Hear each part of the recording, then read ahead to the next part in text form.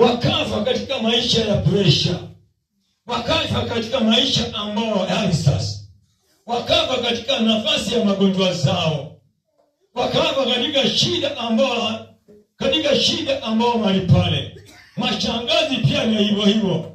Kwa yule kwamba huyu mtoto aliyokuwa mali pale hakuweza kuona Mungu, alisikianga tu habari ambao kuna Mungu mponyaji, kule kwamba Petero walipata mtu mali pale mlangoni, haleluya, akiwa kiwete kwa mlango mzuri, haleluya, na kwamba wakamwambia kwamba amuka ufanye nini, na akaanza kutembea.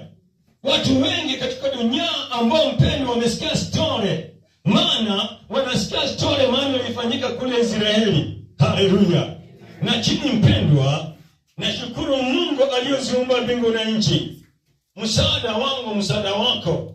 Sasa kuna mtu ambao mpendwa aliyotembea na kafika mahali kama hapa, na kafika kama kwetu, wala kafika kwa watu wa Mungu katika nchi yetu ya Kenya. Nifanyie, akafika kwa watu mahali hapa katika nchi ya Kenya, maana watumishi wa Mungu ni wengi, haleluya. Na nena watu watumishi wa Mungu ambao Mungu anatembea nao, maana ni wengi Kenya hii pia, haleluya. Sineni habari ya watu ambao walioenda wakajifunza Biblia kwa ajili ambao walikosa kazi, na nena ambao mpendwa mwito, watu waliona mwito, na nena watu ambao walioitwa, hata wanaomba wana dini, hata wale ambao walienda college wanasema wameitwa, na chini ninanena watu ambao walioitwa na Mungu, haleluya. Watu walioitwa na Mungu, mpendwa, ningependa kusema na kwamba ndio hao watu ambao nasikia kwamba wananena mambo makubwa, haleluya. Wakisema kubadikana na njia, kunabadikana na njia. Wakisema na kwamba kiwete kitembea, kinatembea. Wakisema na kwamba daza izai daza.